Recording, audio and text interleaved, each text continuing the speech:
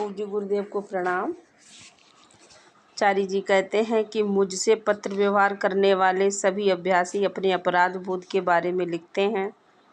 अपने माता पिता के साथ पहले के संबंधों की ग्लानि, बहु स्त्री गमन की ग्लानि, बहुसंगी यौनाचार की ग्लानि, इस बात की ग्लानि कि उसे एक सुंदर पत्नी मिली परंतु पति को एड्स होने की जानकारी मिलने पर वह भी उसे छोड़कर जा रही है। अगर हम इस पृथ्वी पर नरक भोगने के लिए अभिशापित हैं तो हम स्वयं को दो साधनों से अभिषिप्त करते हैं जिनसे आध्यात्मिकता में जाए बिना छुटकारा नहीं है। वे क्या है? ग्लानि और तृष्णा। मैं ग्लानि से कैसे बच सकता हूँ? जब मैं इस तरह से जीवन व्यतीत करूँ कि मुझे किसी भी चीज़ के बारे में ग्लानि महसूस करने की ज़रूरत ही न पड़े।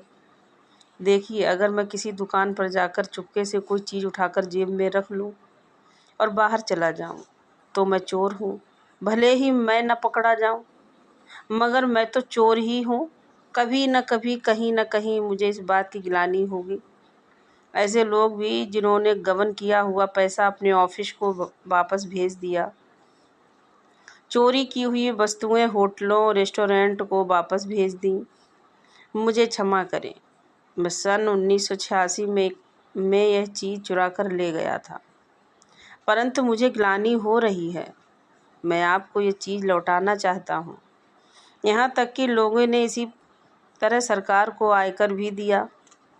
इस प्रकार जब हम स्वयं को न्याय की कसौटी पर कसते हैं तो हम ग्लानि महसूस करने लगते हैं। इसका किसी धर्म, ईश्वर, पोप या किसी आर्क बिशप से कोई लेना देना नहीं। हम सदा ही धर्म को दोषी ठहराते रहे हैं। ओह, मैं धर्म से नफरत करता हूँ। क्यों?